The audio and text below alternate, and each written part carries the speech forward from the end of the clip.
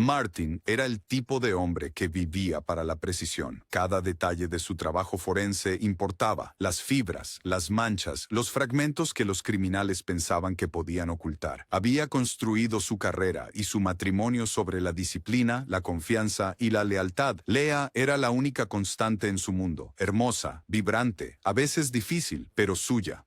Al menos eso creía él. Esa ilusión se rompió una tarde lluviosa. Martin había llegado a casa temprano, con la cabeza palpitante tras horas en una sangrienta escena del crimen. Solo quería una bebida y silencio, pero el destino tenía otros planes. Fue al estudio buscando un archivo cuando sus dedos rozaron algo escondido detrás de una pila de cuadernos viejos. Un elegante disco duro negro. La letra de Leah marcaba la etiqueta con una palabra: trabajo. Martin frunció el ceño. Leah no tenía trabajo que requiriera discos ocultos. Sus instintos, esos instintos agudos perfeccionados tras años de atrapar mentirosos, le dijeron que debía revisar. Lo conectó a su portátil. Las carpetas se abrieron lentamente, como si la máquina misma temiera revelar su contenido. Y ahí estaba ella, Leah, en video, con Jorge, el colega de Martin, su supuesto amigo, su risa, el arco de su espalda, el ángulo deliberado de la cámara. Todo gritaba traición. Martin se congeló. Su respiración se volvió superficial. Por un momento pensó que era una broma de mal gusto, un deepfake, cualquier cosa menos la realidad. Pero entonces Leah habló. Jorge, más despacio. La voz era inconfundible. Su esposa, su hogar, su orgullo, profanados. Hizo clic en otro archivo. Otro hombre, apartamento diferente. La misma Leah, la misma mirada en sus ojos. No estaba borracha. No fue forzada. Ella se estaba divirtiendo. Y las carpetas seguían. 7 hombres en total. 7. Cada archivo peor que el anterior. Actos diferentes, disfraces diferentes, pero la misma mujer que besaba cada mañana. El pecho de Martin ardía, sus manos temblaban sobre el teclado. La humillación era más fuerte que cualquier disparo que hubiera escuchado. Cuando Leah regresó a casa, encontró a Martin sentado en la oscuridad, el portátil aún brillando con su traición. Su rostro estaba pálido, sus ojos vacíos. No gritó, no lanzó el portátil.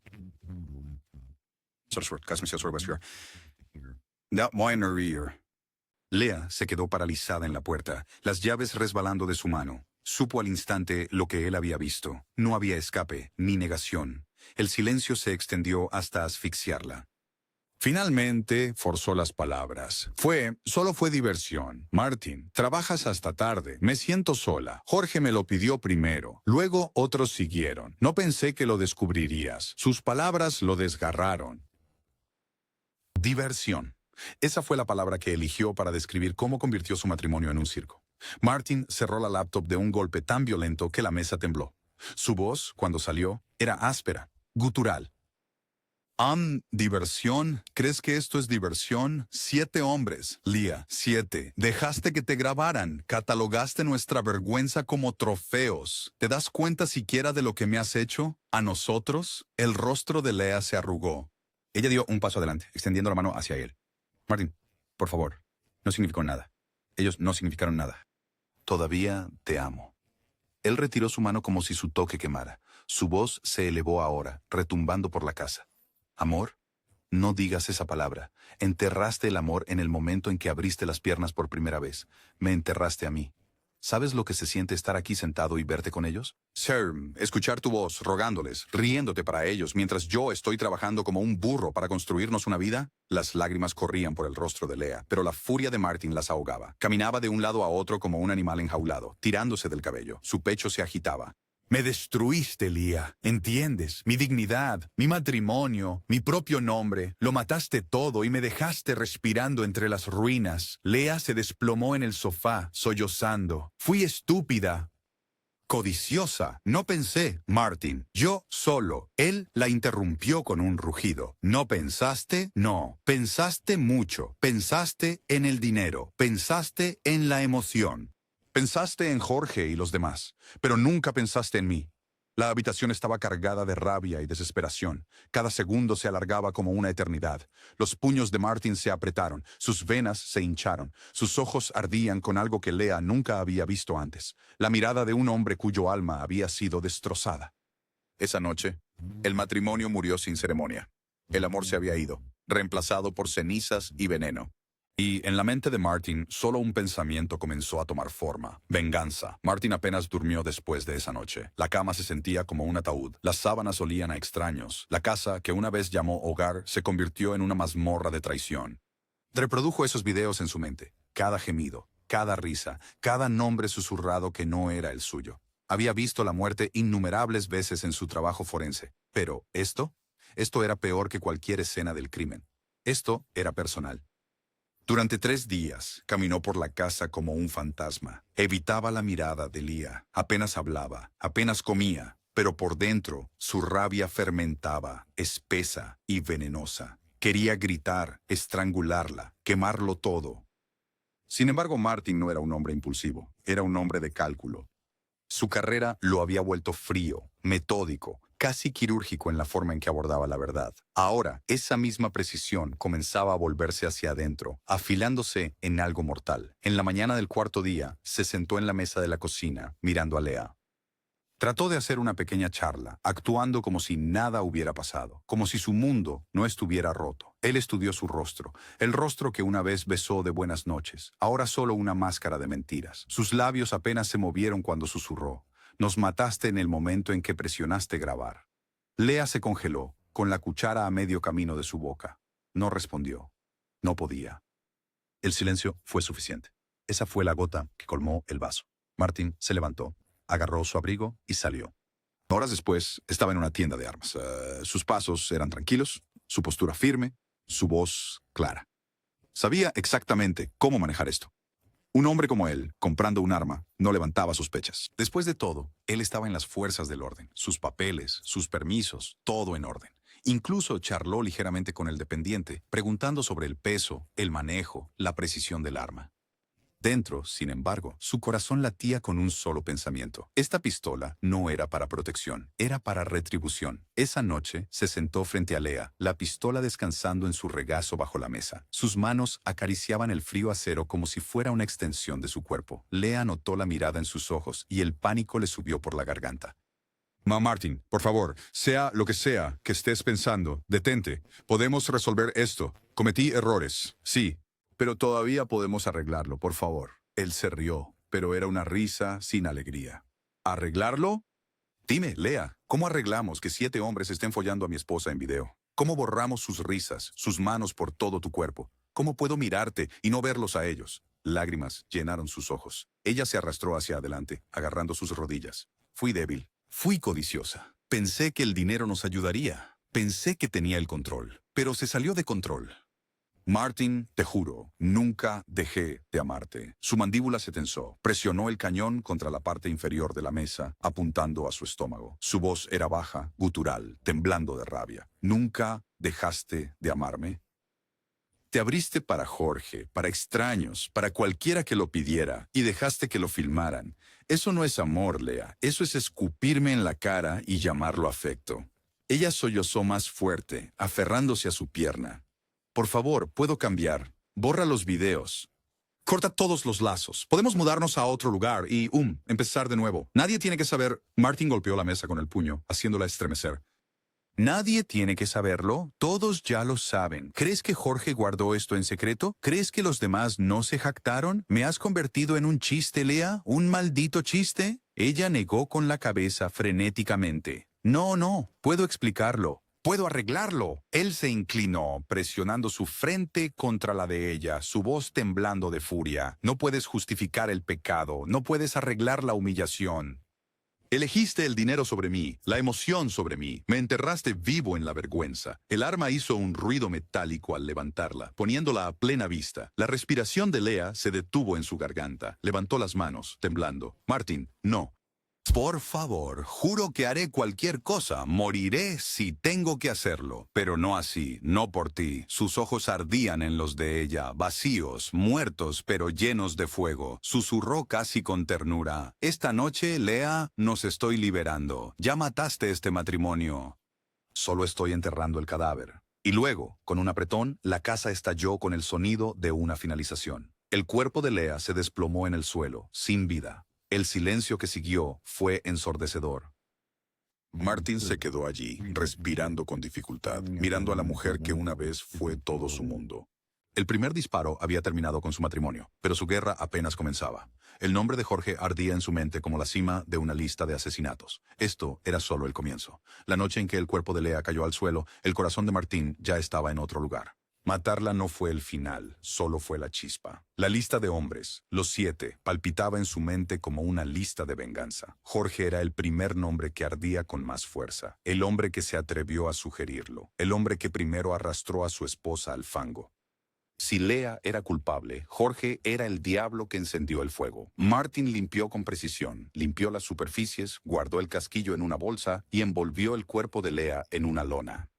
Sabía exactamente cuánto tiempo pasaría antes de que los vecinos notaran el silencio. Tenía horas, tal vez días, y como oficial forense, entendía las escenas del crimen como planos. No iba a dejar una atrás. La noche siguiente, Martin condujo hasta el apartamento de Jorge. La lluvia empapaba las calles, luces de neón parpadeando en el asfalto mojado. Jorge abrió la puerta, con sorpresa en su rostro. ¿Martin? Oye, hombre, ¿qué te trae por aquí? El cañón del arma interrumpió el saludo. Martin lo empujó adentro, cerrando la puerta detrás. Jorge balbuceó, con las manos levantadas, su valentía desmoronándose. ¡Espera! ¡Espera! Hablemos. Esto no es lo que piensas. La voz de Martin era veneno. No te atrevas a insultarme con excusas. Tú fuiste el primero. Sabías que estaba casada. Sabías que era mía. Y le dijiste que lo filmara. Tú comenzaste esta enfermedad. Los labios de Jorge temblaron. Solo fue sexo, hombre. No significó nada. ¡Bang! El disparo atravesó su pecho, lanzándolo hacia atrás. La sangre salpicó la pared color crema. El cuerpo de Jorge se estremeció y luego quedó inerte. Martin se paró sobre él, respirando con dificultad, murmurando para sí mismo. Uno menos, pero no se detuvo. El hambre dentro de él solo había crecido. El segundo hombre vivía al otro lado de la ciudad. Abrió la puerta con una sonrisa burlona, sosteniendo un vaso de whisky, claramente sin esperar la muerte. Martin, no pensé que te vería aquí. Martin no respondió. Presionó la pistola contra la frente del hombre. ¿La recuerdas? ¿Recuerdas los ojos de Lea cuando la usaste? ¿Recuerdas riéndote a la cámara como si yo no fuera nada? La sonrisa se desvaneció. Su voz se quebró. Por favor, Martin. No fue personal. Bang. El cuerpo cayó. El vaso de whisky se rompió en el suelo. Los fragmentos se mezclaron con la sangre. El tercero suplicó. Cayó de rodillas, con las manos juntas como un niño. Tengo hijos, Martin. Por favor, no lo hagas. El labio de Martin se curvó.